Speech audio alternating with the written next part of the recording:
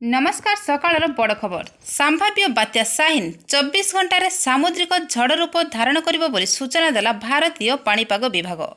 तेबे बंगोपसागर में सृष्टि बात्या गुलाबर अवशिष्टांश यार पुनर्जन्म होईछि।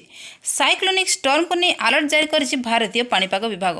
तेबे कौन रही संपूर्ण खबर जानापी आपण भिडियोटी को शेष पर्यंत देखंतु।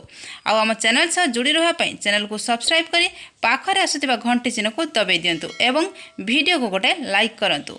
तेबे आरब सागर में सृष्टि हेब बात्या साहिन।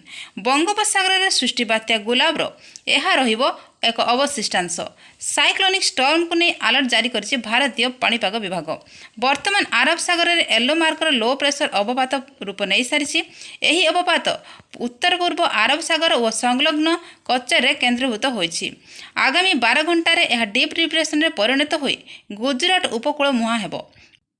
तेबे यह गभीर अवपात परिणत होगा पर यह पश्चिम उत्तर पश्चिम दिगरे गति करिबो। अधिक घनीभूत होई परवर्ती 24 घंटे सामुद्रिक झड़ रूप धारण करिबो बोली कहिसंदी पाणीपाग विभाग। बात्यार ना रहिबो साहिन।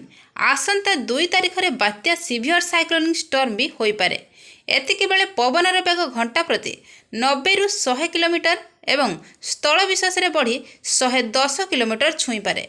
संभाव्य बात्या प्रभाव में गुजरात सौराष्ट्र कच्चर विभिन्न स्थान में प्रबल अति प्रबल वर्षा होबार संभावना रही।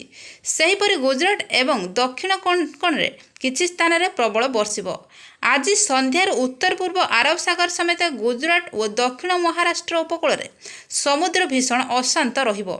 एथिपाई आसंता 2 तारिख जाए समुद्र भीतर को न जावाई मत्स्यजीवी मानक सतर्क कराइछि भारतीय पाणीपाग विभाग।